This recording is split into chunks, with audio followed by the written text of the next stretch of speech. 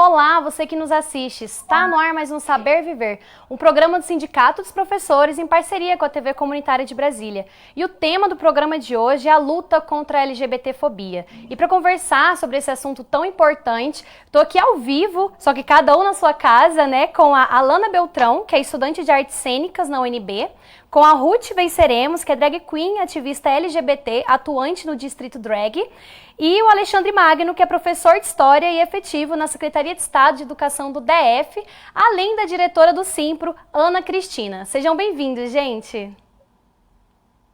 Obrigado. Obrigada. Ai, que ótimo que a gente conseguiu colocar todo mundo, que antes a gente estava com um probleminha calando, mas deu tudo certo. Então, para a gente começar, eu queria que vocês se apresentassem um pouco para eu e para as pessoas que estão nos assistindo conhecer um pouco. Então, vamos começar com a Alana. Quem é a Alana e o que você faz, Alana? Oi, gente, eu sou a Alana Beltrão, eu tenho 20 anos, eu sou estudante de artes cênicas na UNB. Acho importante nesse lugar que está aberto para a gente também dizer que eu sou bissexual. É importante a gente colocar nome nas coisas, né, para abrir esse espaço para nossas pautas. Eu trabalho muito com a arte voltada para minorias, e dentro das minorias nós temos, então, os LGBTs. Então, a minha arte é voltada para as pessoas poderem colocar, ter esse lugar de fala para poder falar delas, mas hoje mais voltado para pessoas com deficiência. Eu sou integrante também do LGBTPT. Sim, seja bem-vinda, Alana, obrigada. E Ruth, se apresente aí pra gente um pouquinho, por favor. Boa tarde a todos e todas. Eu sou Ruth Venceremos, drag queen, ativista LGBT aqui do Distrito Federal. Atualmente eu componho a direção então do Distrito Drag, que é um coletivo de artistas transformistas aqui de Brasília, que tem um trabalho muito vinculado da arte com pautas políticas e sociais. É o Distrito Drag, esse coletivo de artistas transformistas. Ai, que legal, seja bem-vinda, Ruth. E Alexandre, você me escuta? Se apresente aí um pouquinho pra gente. Boa tarde a todas e todos. Sou Alexandre, sou professor de História em Planaltina. Atualmente estou licenciado por conta de um doutorado no Departamento de História, que trabalho questões de gênero, especificamente com a comunidade LGBT no centro de Brasília. Sou homossexual e acho importante, como diz a Lana, a gente delimitar esse espaço, porque mostrar que a gente está aí lutando por representatividade. E esse é o papel que a gente vem desenvolvendo tanto na escola quanto na sociedade. Sim, é isso aí. Muito importante a gente ocupar a mídia, né, para trazer esse tema. Estou muito feliz de estar aqui conversando com vocês. E Ana, você que está representando, né, o Sindicato dos Professores, conte um pouco sobre o seu trabalho dentro desse sindicato. Eu sou Ana Cristina, professora de Sociologia, né? Atualmente fazendo parte dessa gestão, né, do Sindicato dos Professores, na Secretaria de Raça e Sexualidade, que também fazem parte, né, a Márcia Gina, que esteve aí na sexta-feira passada, né, fez um excelente programa, né, uma reflexão, né, sobre a farsa do dia 13 de maio, e a diretora Letícia, né, que também somos nós três que fazemos parte da secretaria. Esta secretaria, né, historicamente, né, tem feito várias atividades, né, durante o ano, não é? O nosso sindicato, ele se preocupa, né, com a questão das minorias, né, tanto é que tem a Secretaria de Raça e Sexualidade.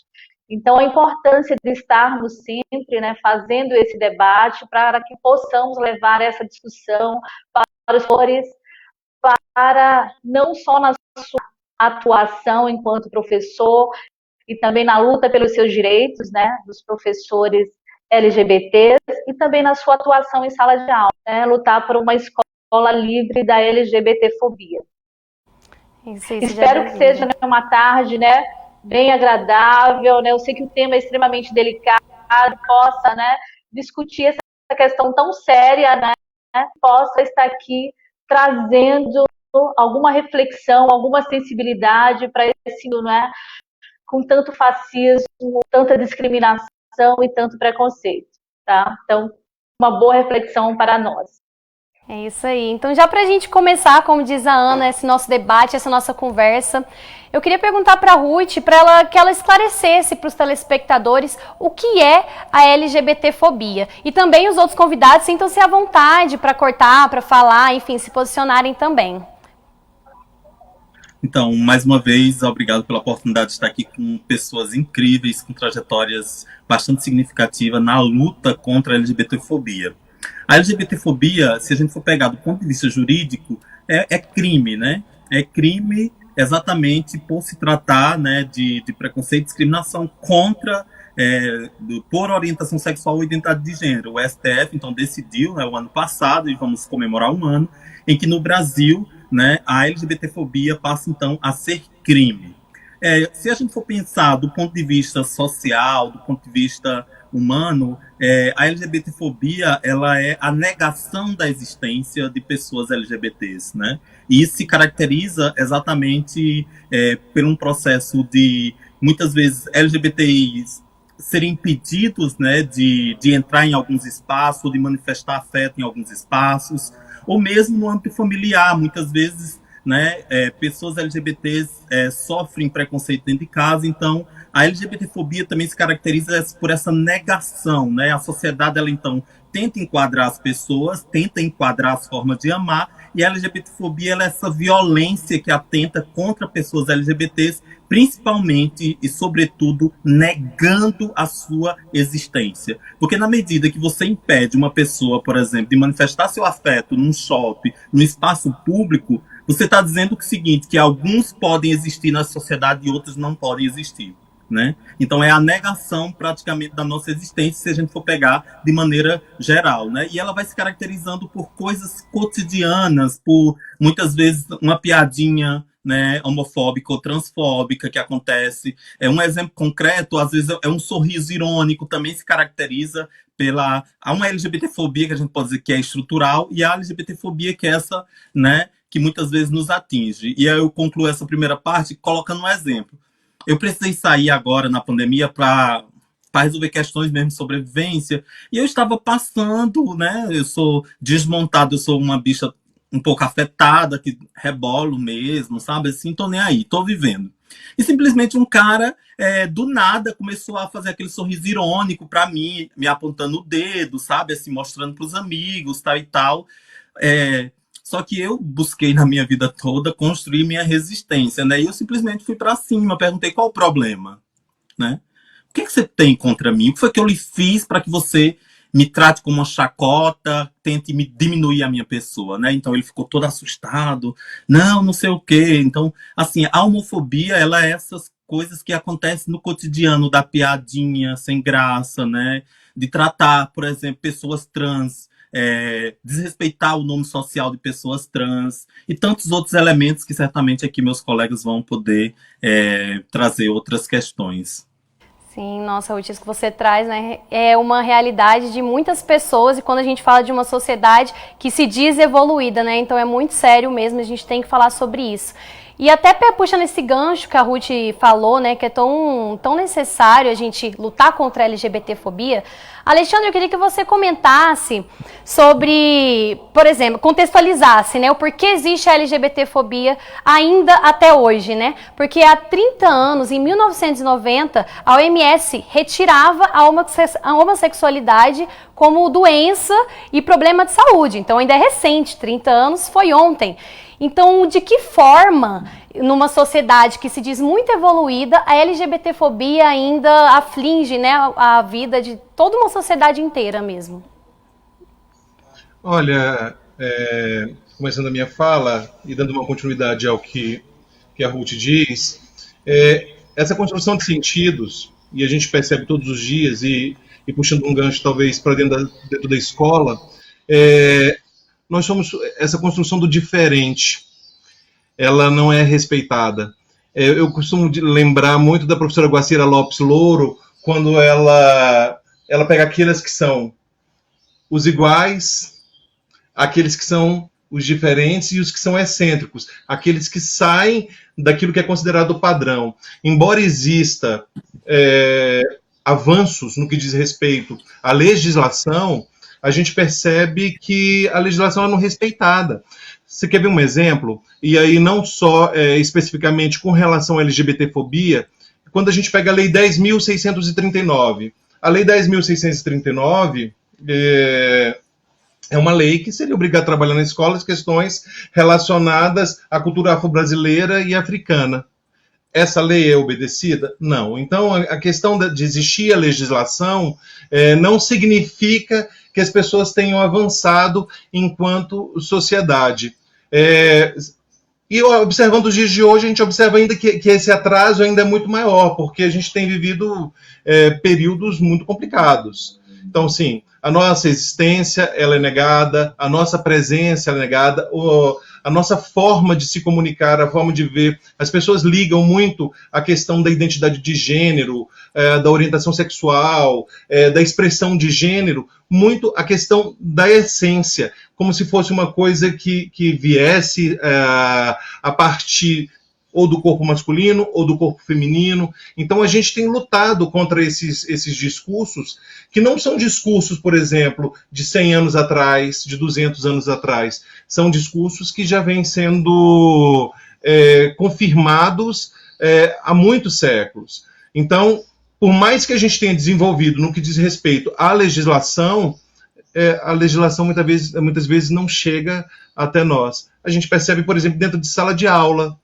quando você traz essas questões para dentro de sala de aula, quais são, por exemplo, os comportamentos e as manifestações acerca daquilo que você trouxe?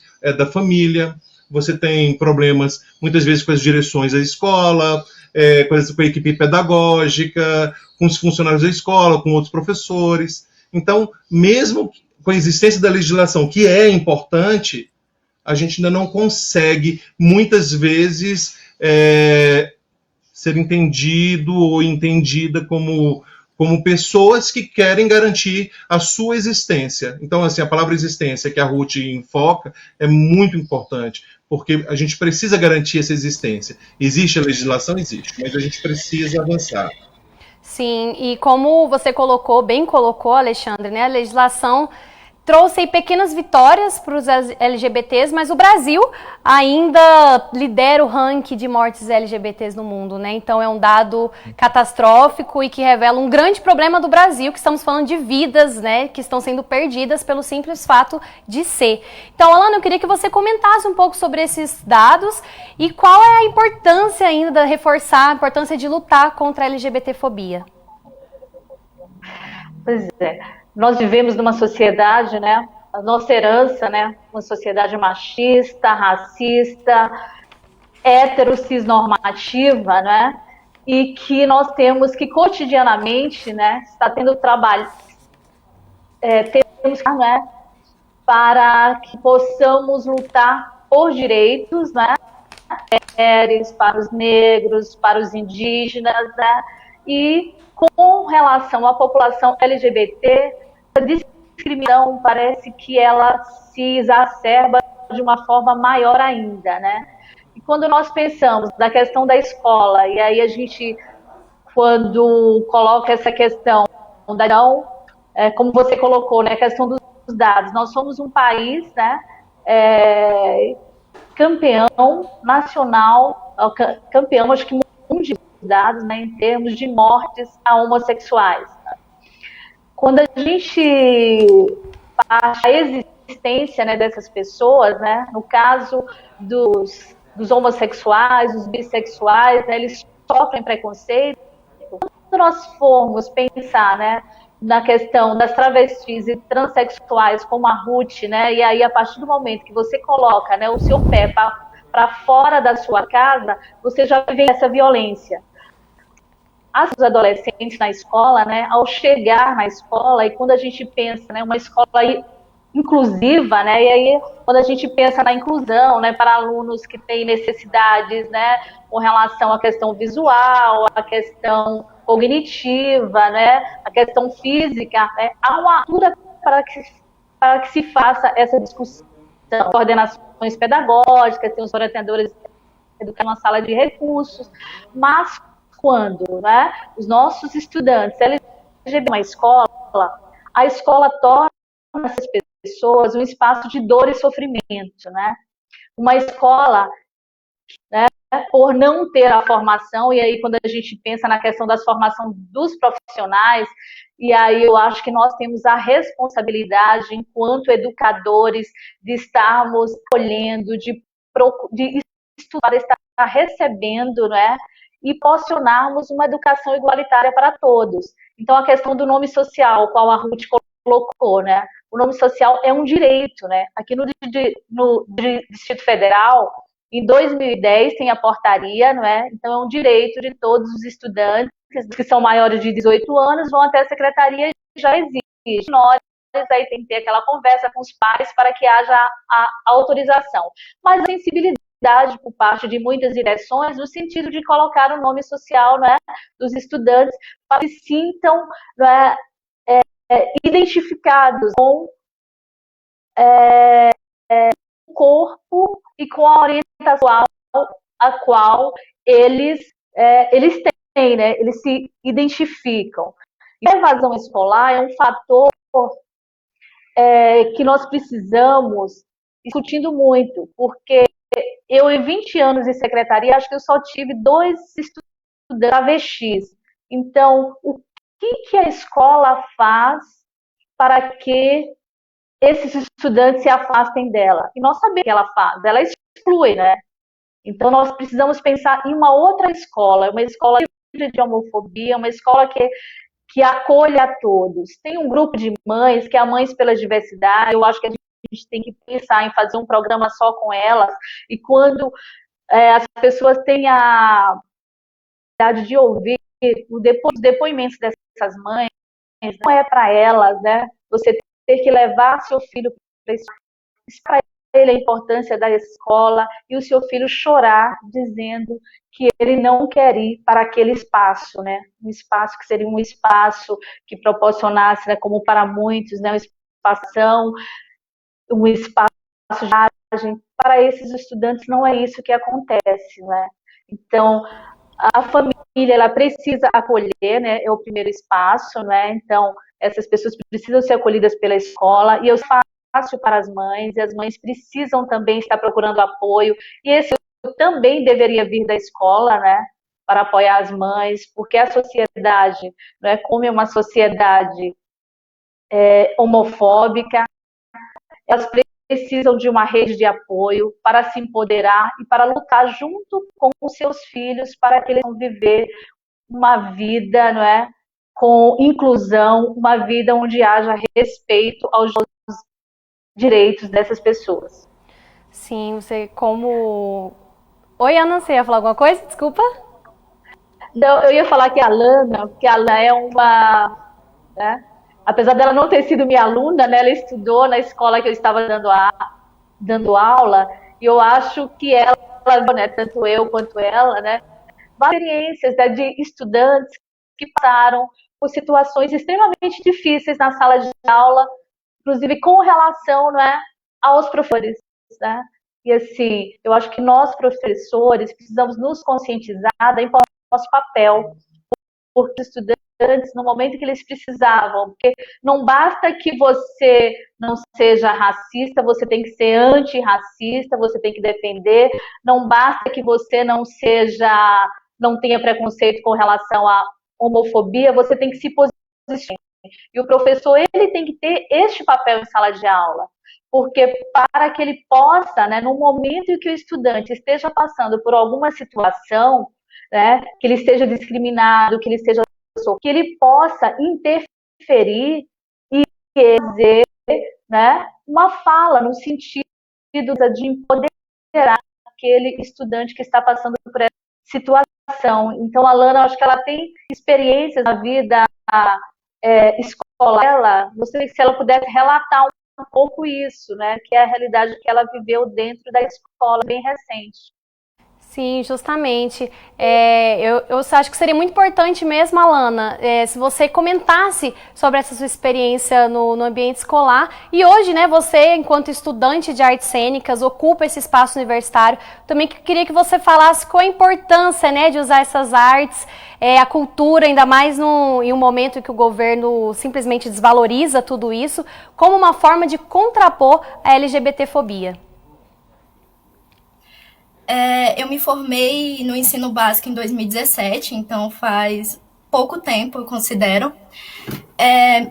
Eu acho importante ressaltar que eu tive uma experiência muito positiva no ensino básico, apesar de todas as coisas ruins. Então, tive professores que, mesmo, por exemplo, não sendo minha professora, a Ana, ela foi uma pessoa que me apoiou muito, que me incentivou muito. Então, o papel do professor ele é muito importante para tornar o ensino melhor, o ensino mais acolhedor para as pessoas, né, que foi o meu caso. Desde o meu ensino de classes até o meu ensino médio, assim, eu fui sempre muito bem acolhida pelos meus professores. Acontecia, assim, situações de, por exemplo, eu já fui trancada dentro do banheiro por meus colegas de classe por conta disso. Eu ouvia muitas piadinhas, as pessoas, elas falavam coisas direcionadas a mim. Tinha professores também que faziam um discurso bem de maneira ampla para a turma toda ouvir, mas que a gente sabe que ele é feito para nós, que ele, apesar de não ser dito diretamente, olhando nos nossos olhos, ele é feito pra gente. Então, coisas ofensivas, da forma como eu me vestia, que eu não precisava ser tão masculina, entre outras coisas, né? Mas foi muito importante eu ter esses profissionais da educação que me abraçaram, que me acolheram, e também colegas que me acolheram, para que eu pudesse, por exemplo, me reconhecer, para que eu pudesse me entender, para que eu me sentisse acolhida. Então, quando eu tive esses professores, por exemplo, e eu também tive meus colegas, quanto comunidade LGBT dentro da escola, nós nos unimos, que foi no ensino médio, que a gente teve mais essa consciência de luta, que a gente conseguiu compreender essa questão dos signos, entre outras coisas que fazem parte da nossa comunidade.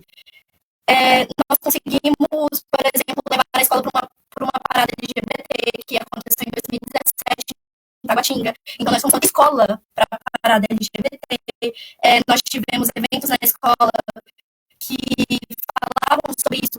Então, é muito importante esse papel da escola e justamente dos profissionais de educação que se colocaram no meu lugar, tiveram empatia, entenderam que, por exemplo, no currículo e movimento, que é o currículo do DF, tem pauta de diversidade. Só que ele está lá escrito.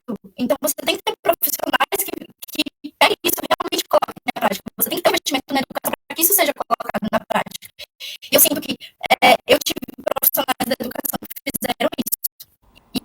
Então, eu sou muito grata por isso. Mas vida, sinto que as coisas boas que elas aconteceram, elas passaram por cima disso.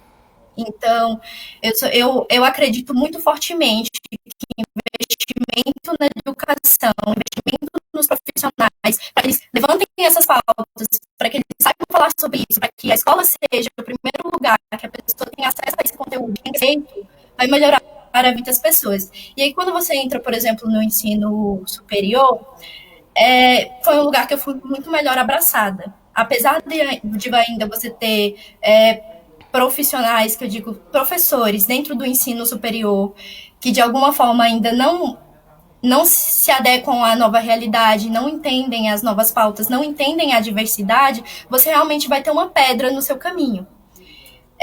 Mas, em geral, eu sou muito bem acolhida na minha faculdade, que é de artes cênicas.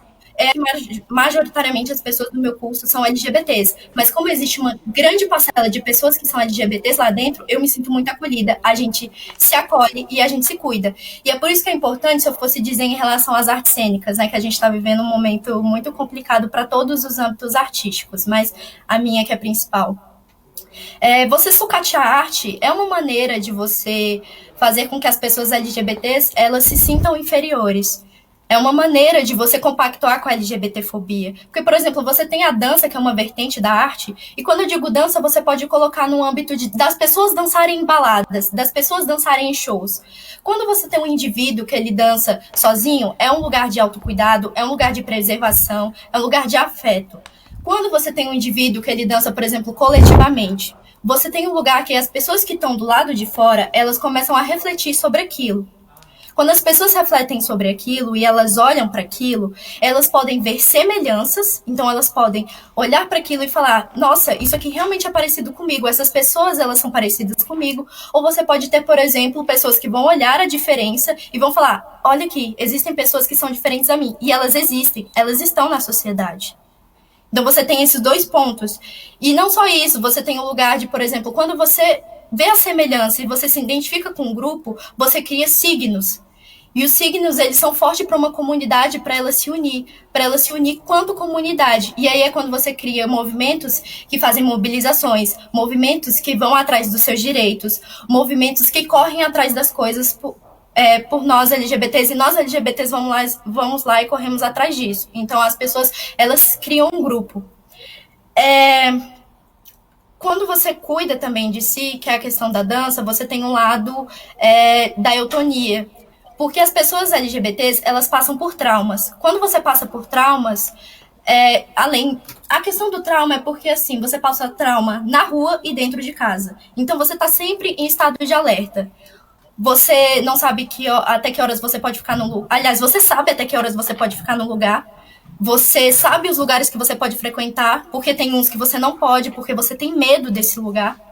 Então, quando você está nesse estado de alerta, você acaba tendo traumas no seu corpo. E a dança, ela alivia esses traumas. É um lugar de tratamento do seu corpo, dos seus músculos. Então, por isso que o individual também é importante. Você dançar só, para você se respeitar, se cuidar.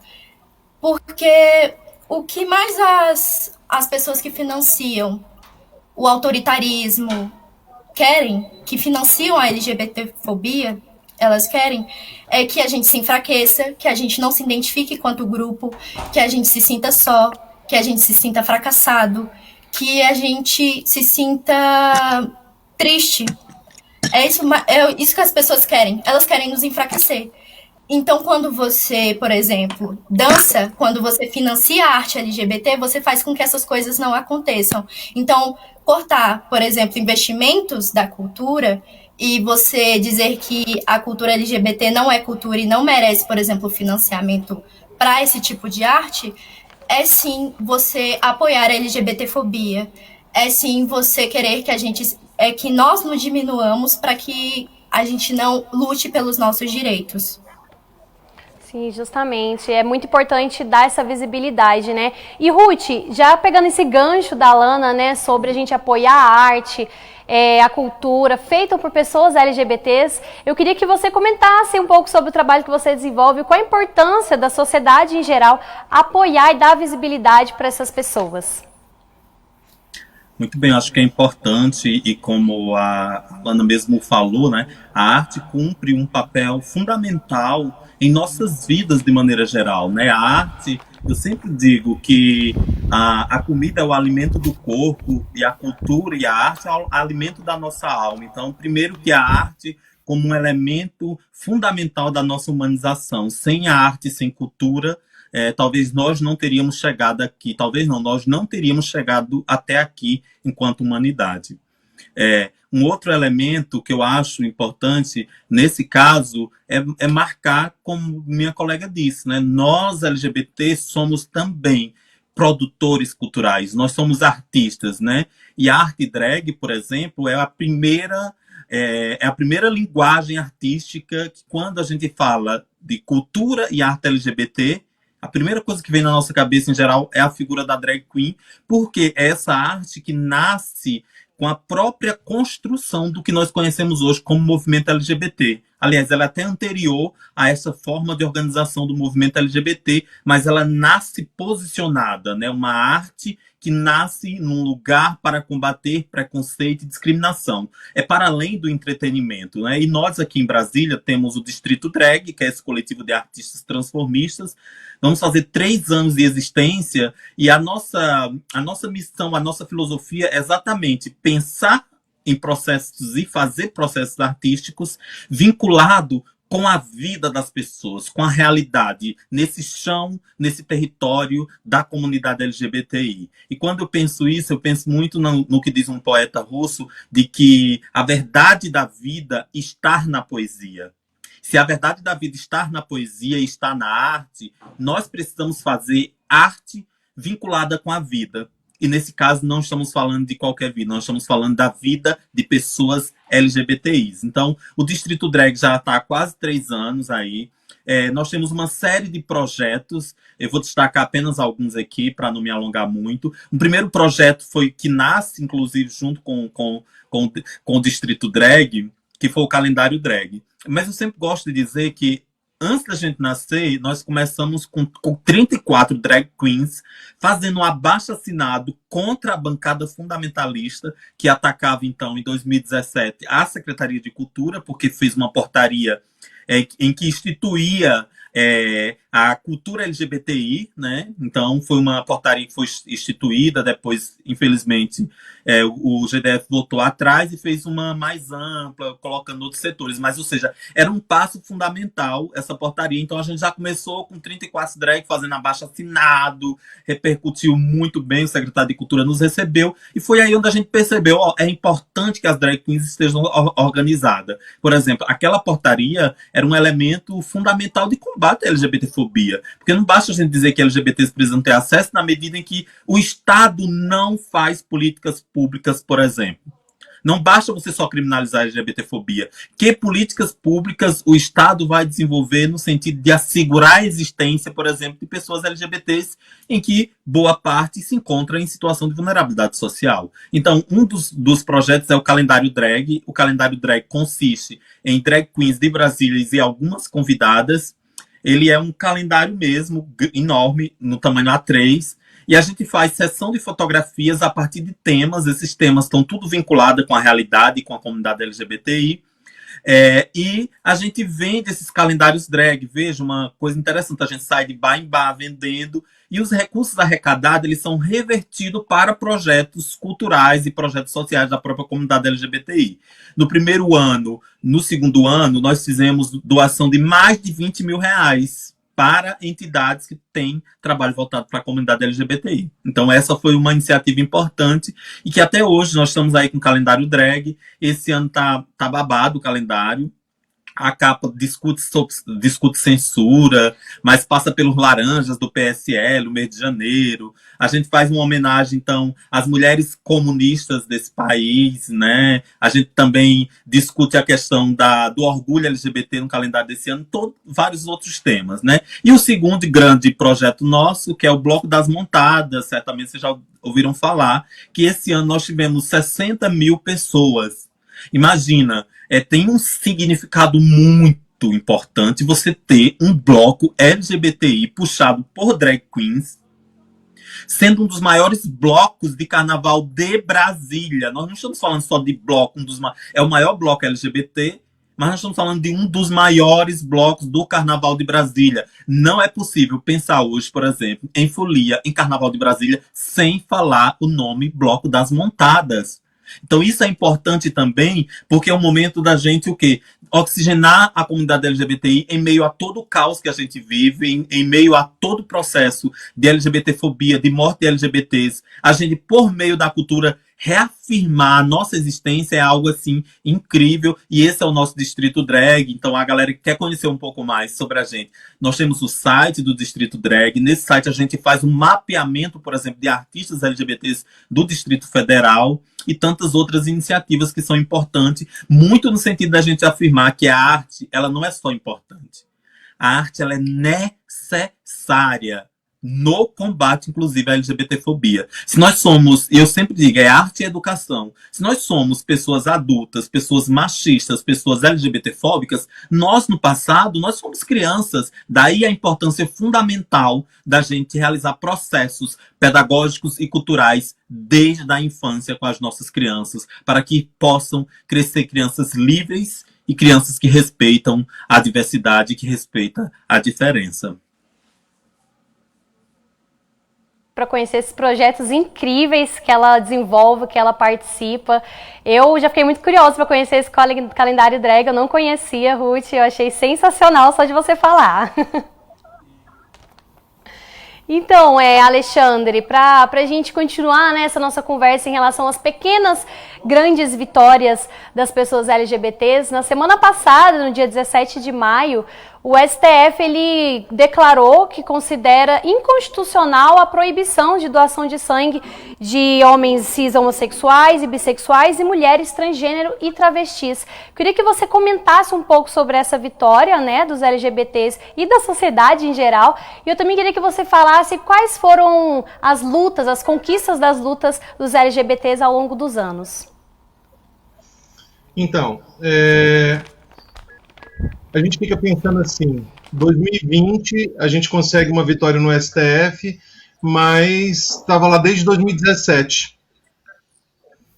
Quanta gente deixou de receber sangue de pessoas LGBTs, pessoas LGBTQIs+, né? Deixaram de receber esse sangue e de viver. Então é uma reflexão que a gente faz na lentidão do Estado. O Estado ainda é muito lento. Na minha primeira fala, eu lembro que a existência da lei não garante a nossa existência. E, por outro lado, a morosidade na qual o Estado leva para poder garantir nossos direitos. E isso eu não estou desconsiderando que não seja uma vitória. Isso é uma vitória para todos e todas, que poderão receber nossos sangues maravilhosos e poderão sobreviver. Sobretudo em tempos de pandemia, né? Que muitas vezes necessita-se desse sangue, mas não tem. As pessoas elas ou não podem se deslocar ou não existem no Hemocentro a quantidade necessária para atender tantas pessoas que precisarão desse sangue. Mas o que me chama a atenção ainda é a morosidade, a lentidão que o Estado ele insiste, né, de garantir nossos direitos. Antes de falar da questão de direitos LGBTQI+, um aspecto que eu acho que é fundamental quando falaram da arte, quando pensou na questão, a fala da Alana, a própria fala da Ruth, a Ruth ela abre o caminho para que eu pudesse, talvez, trilhar também a questão pedagógica, para se pensar a existência de pessoas LGBTQI+. Por quê? Porque eu venho de uma comunidade planaltina e trabalhei desde 2008 dentro de uma escola, tem aproximadamente a mesma idade que eu, quase 47 anos, e lá a gente desenvolveu um projeto chamado Diversidade na Escola. Se fosse hoje, eu pensaria um pouco mais sobre o termo diversidade, porque diversidade está muito ligada à alteridade, à existência do outro, e nem sempre a existência do outro é garantia da existência respeitosa, digna. Então eu gosto muito mais de nos dias atuais, partir das questões da diferença. Dentro dessa escola, a gente pôde desenvolver um projeto que trabalhava questões de gênero, questões raciais e questões de inclusão. Especificamente com relação às questões de gênero, a gente pôde beber dessas vitórias que a comunidade LGBTQI+, vem nos garantindo ao longo do tempo. Por exemplo, se nós pegarmos o currículo em movimento do Distrito Federal, existem algumas partes dentro desse currículo que nos permite trabalhar questões relacionadas à LGBTfobia. Agora, essas questões elas são trabalhadas? Não. Porque se a gente for também observar um pouco atrás, a gente percebe que na UNB, por exemplo, existia um curso chamado GDE, Gênero e Diversidade na Escola. Esse curso era um curso que preparava professores para poder trabalhar essas questões dentro de sala de aula. Esse curso não existe mais, o governo simplesmente aniquilou esse curso. Outro curso era Gestão de Políticas Públicas em Gênero e Raça, que nos levava a refletir como essas questões de gênero e raça nos possibilitavam transformar o ambiente da escola. Isso era um ganho muito grande da comunidade LGBTQI+, e com relação ao recorte racial. E nós perdemos isso. Se a gente for observar É tão maluco a gente poder imaginar que hoje nós saímos do 55º para 78º país, em 197 países mais seguros para LGBTQI viverem, a gente percebe que o reflexo na política pública é muito grande. Ou seja, não existe essa política pública, sobretudo agora, que nos acolha. Então, assim, historicamente, a gente tem grupos como o Grupo Somos, nós tivemos trabalho, temos o Lampião da Esquina, temos, para mim, uma das grandes referências hoje com relação às questões de gênero, a ANTRA, a sociedade que é um grupo enorme dentro desse país, de um peso muito grande, formado por transexuais e travestis, e que trazem essas questões e que acompanham essas questões. Elas não apenas trazem os dados, existe um incentivo também na transformação, para que a gente possa refletir, por exemplo, quando a gente fala homofobia, porque aí a gente vai começando a pegar nos detalhes. Geralmente as pessoas acham, por exemplo, que o termo homofobia dá conta de tudo e ele não dá conta de tudo. Por isso a gente vai trabalhar LGBTfobia, porque quando a gente fala homofobia, especificamente em relação aos homossexuais, aos gays. Então todas essas questões que parecem mínimas, elas passaram a ser pontos de reflexão nos avanços que a gente precisa alcançar com relação à visibilidade. Então, temos o Triângulo Rosa, hoje nós temos representatividade na Câmara Legislativa, quando a gente pensa, por exemplo, o deputado Fábio Félix. Então, hoje, essas lutas, elas estão abertas, embora a gente esteja vivendo um dos piores momentos da história para a nossa existência. Mas a gente está resistindo, embora o número de assassinatos, sobretudo de travestis e transexuais, quando a gente pega, a proporcionalidade é muito grande. A escola precisava refletir isso, a escola precisa refletir essas questões.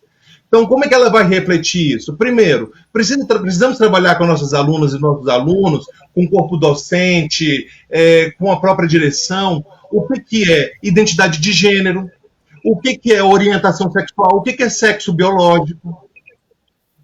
A gente precisa entender o que é ser travesti, o que é ser transexual, o que é ser homossexual, o que é ser não binário. A gente precisa trazer essas coletividades para a palavra, porque se muitas vezes a gente não fala, parece não existir. E nós existimos. As nossas vidas importam. Por isso, a importância e os ganchos que a gente vem pegando das lutas no decorrer do tempo, que refletem com a questão do crime, a LGBTfobia, com relação a detalhes da doação de sangue, do nome social. Agora, se a gente vai pensar em política pública, nós temos política pública para travestis?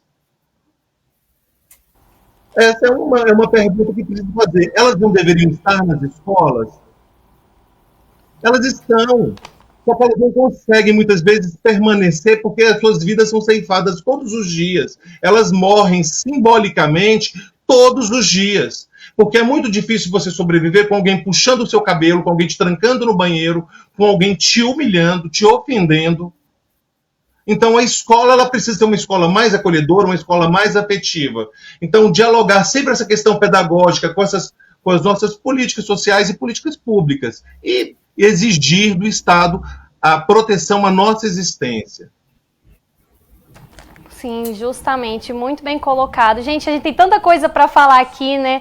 Mas infelizmente o nosso tempo está curto e já está acabando, mas nada impede que a gente leve essa discussão para outros programas, para as redes sociais, né? As pessoas podem segui-los, vocês podem inclusive falar as redes sociais de vocês depois, entrar no site do Simpro, no Facebook, colocar lá para a gente continuar esse diálogo. A TV Comunitária agradece muito a presença de todos vocês, viu, gente? Muito obrigada, foi uma tarde muito boa.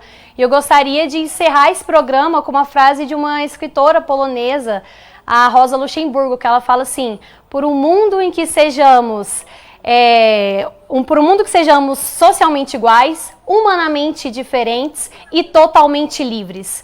Então é isso, né? A gente tem que continuar nessa luta e ver que essa luta é de todo mundo e não só das pessoas LGBTs. Muito obrigada, gente.